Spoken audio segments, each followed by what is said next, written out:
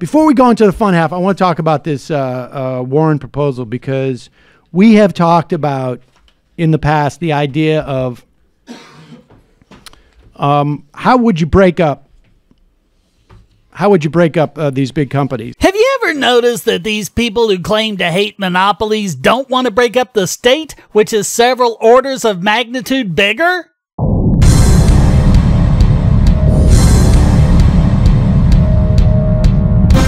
And at the time, I think these big tech giants, and at the time I said, like, I don't know. I know there's a way.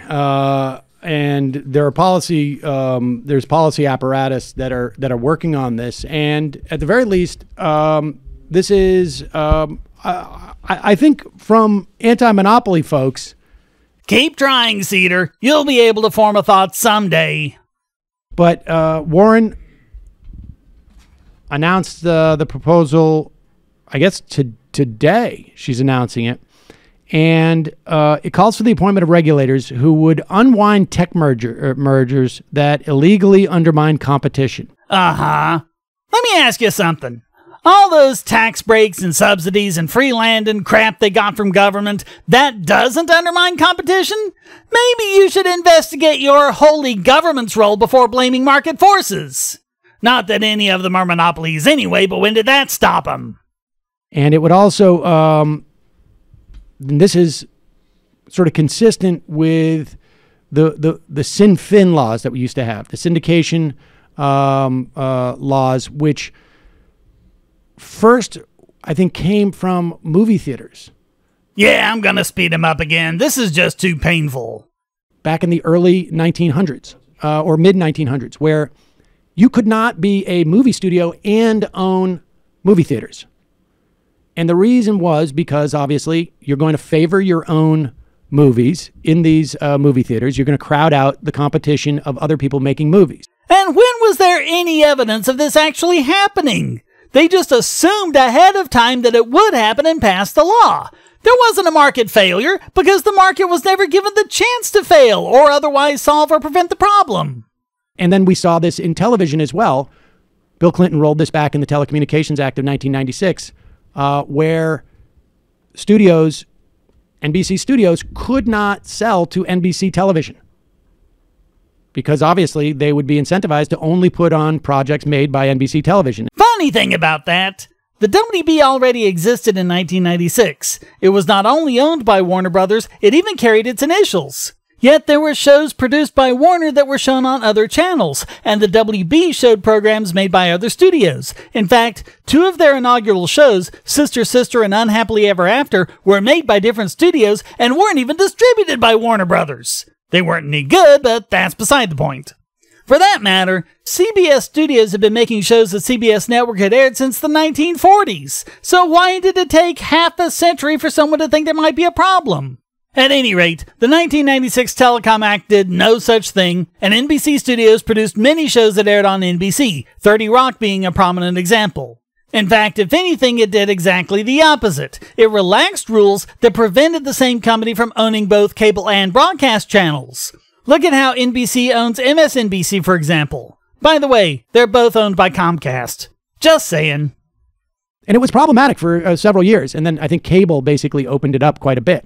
I don't think you can really say that when something like 90% of the biggest cable channels are owned by network broadcasters. By the way, what's actually driving that is insane copyright laws. Why don't you ever complain about those? She is proposing that you cannot have a platform that both offers a marketplace for commerce and participating in that market.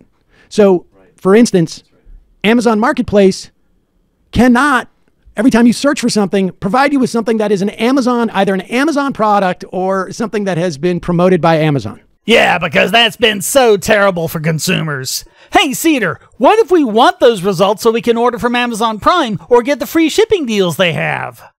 You cannot be both the distribution mechanism and also a supplier to that mechanism. Even though there's never once been shown to be any problem with that.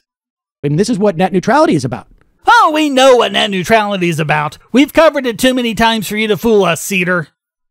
Fundamentally, the idea that Verizon has the pipes that they're sending to your house, and they cannot disadvantage competitors to what goes through those pipes to what they are sending through the pipes. Oh, but the government can disadvantage competitors that want to lay down new cable or fiber and compete with them. Gotcha! I saw a quote where Faz Shakir, who is now the campaign manager for Bernie, had said just weeks ago, before he was appointed the campaign manager, that Warren seems to be winning in the marketplace of ideas in terms of rolling out new policies. Policies that, as we've seen, are pretty much identical to Trump's. It's all about advantaging big corporations over small businesses and consumers. Her foreign trade policy is almost exactly the same. By the way, according to OpenSecrets.org, Warren's top contributors for the 2020 cycle include AT&T, Google, and its parent company Alphabet Inc., Comcast, DreamWorks, Warner Media, NBC Universal, Disney, Microsoft, and, yes, Amazon. So you tell me what you think her goal is. The only thing that's different in a perfect world from this one, where we are seeing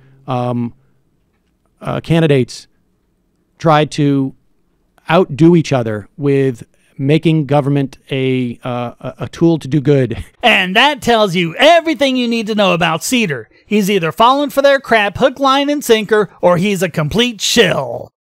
Spread the wealth.